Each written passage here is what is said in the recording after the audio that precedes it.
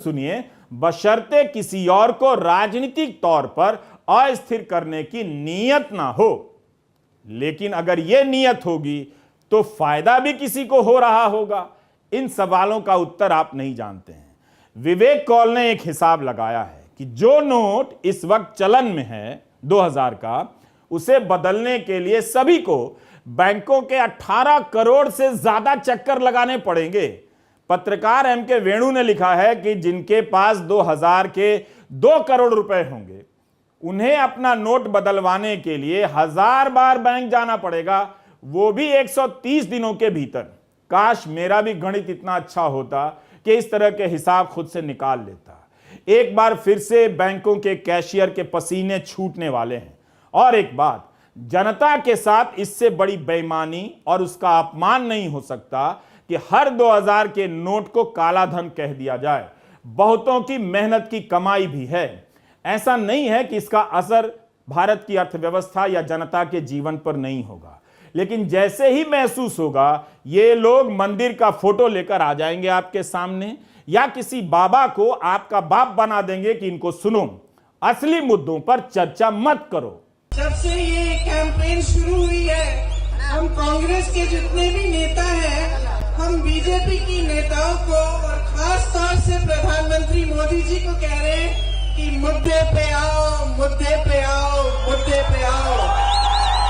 तो जब मैंने देखा मूड बिजली से आते हुए कि चुनाव में शायद पहली बार के लिए प्रधानमंत्री जी महंगाई, विकास और आपके जो मुद्दे हैं उस पर चर्चा कर रहे थे, तो मैं बहुत खुश हुई। आते आते अपना फोन देख रही थी, फिर से न्यूज देखी और लो भाई फिर से पटरी से उतर गए।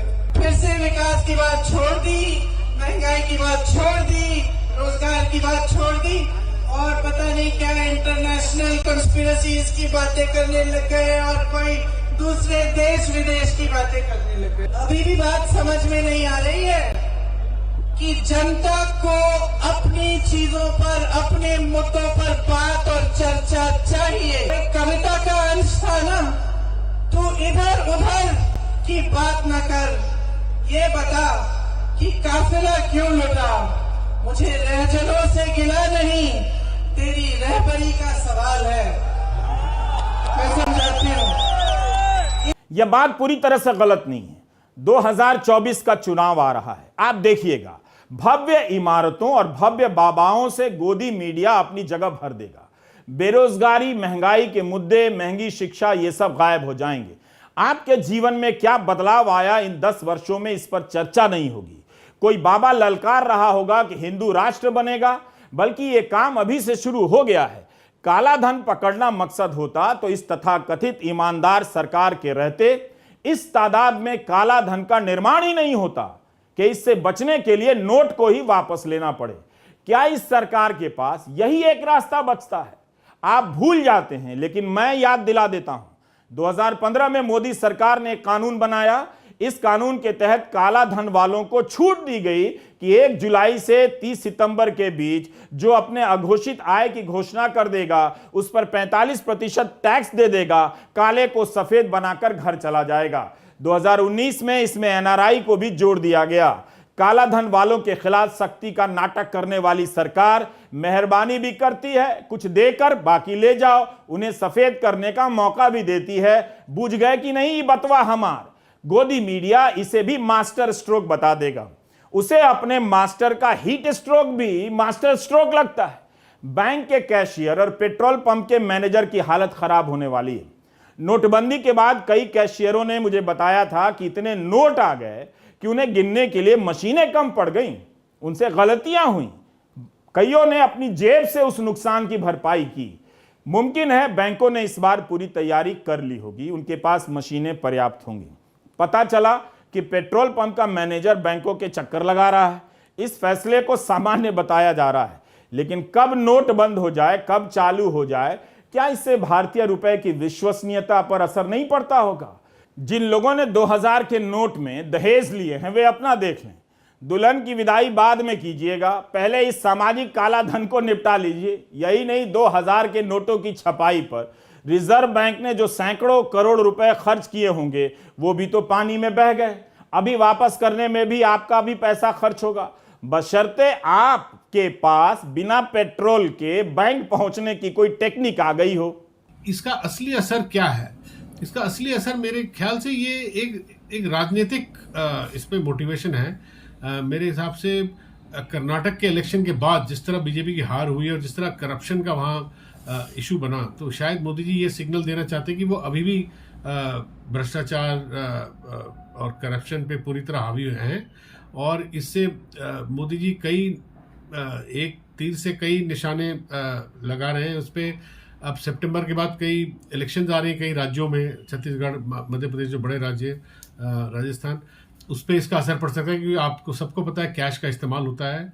और अब बीजेपी, जहाँ तक बीजेपी रूलिंग पार्टी का सवाल है, इनको तो 90% इनका जो पैसा तो इलेक्ट्रल बॉन्ड्स के जरिए बैंकों से आता है, तो उन पे ज़्यादा असर शायद ना हो, अपोजिशन पे ज़्यादा हो सकता है क्योंकि कैश वहाँ ज़्यादा इस्तेमाल शायद होता हो। और दूसरा मैं कहूँगा अर्थव्यवस्था पे आम आदमी पे इतना असर नहीं होगा, लाइनों में नहीं लगना पड़ेगा, मगर जो कुछ उद्योग हैं जो जैसे रियल एस्टेट सेक्टर, जहाँ पे अभी भी ब्लैक मनी का बहुत इस्तेमाल होता है, अभी भी आप हिंदुस्तान में कहीं भी घर खरीदने जाएं किसी भी शहर में करीब 40% आपको ब्लैक पे देना पड़ता है, या अगर खरीद रहे हैं तो, या बेच रहे हैं तो लोग आपको ऑफर करते हैं। तो ये जो पैसा है ये किस तरह वापस आएगा बैंकों में, क्योंकि एक्सचेंज करने के लिए एक लिमिट लगा रखी है 20,000 रुपए की। जब नोटबंदी हुई तब शक्तिकांत दास आर्थिक मामलों के सचिव थे, अब रिजर्व बैंक के गवर्नर हैं। यह संयोग है या प्रयोग है? इसी साल 3 जनवरी को सुप्रीम कोर्ट का नोटबंदी पर फैसला आया। कोर्ट के 4 जजों ने नोटबंदी को सही माना, मगर एक जज ने इससे असहमति जताई। जस्टिस बीवी नागरत्ना ने नोटबंदी के फैसले को गैर कानूनी कहा था। उन्होंने यह भी कहा कि इस फैसले से देश की अर्थव्यवस्था और नागरिकों पर प्रभाव पड़ता है। सरकार ने इसे अधिसूचना ऑर्डिनेंस के जरिए क्यों लागू की, जबकि उसके पास ऐसा करने के पर्याप्त अधिकार मौजूद थे? उन शक्तियों का प्रयोग किया जा सकता था। अधिनियम का सहारा क्यों लिया गया? विधेयक का सहारा लिया जा सकता था। ऐसे महत्वपूर्ण फैसलों को संसद के सामने रखना चाहिए था, संसद के पर बहस होनी चाहिए थी। इतनी सी बात समझ लेंगे तो फिर आप अपनी आर्थिक हालत के बारे में ठीक से समझ जाएंगे।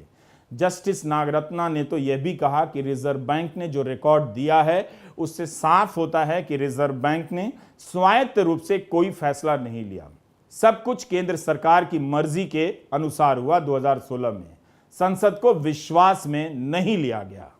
यह 8 अगस्त 1980 का हिंदुस्तान टाइम्स है। 82 साल के महेंद्र महर्षि जी पुराने पत्रकार हैं। उनके खजाने से हमें ये कतरन मिली है।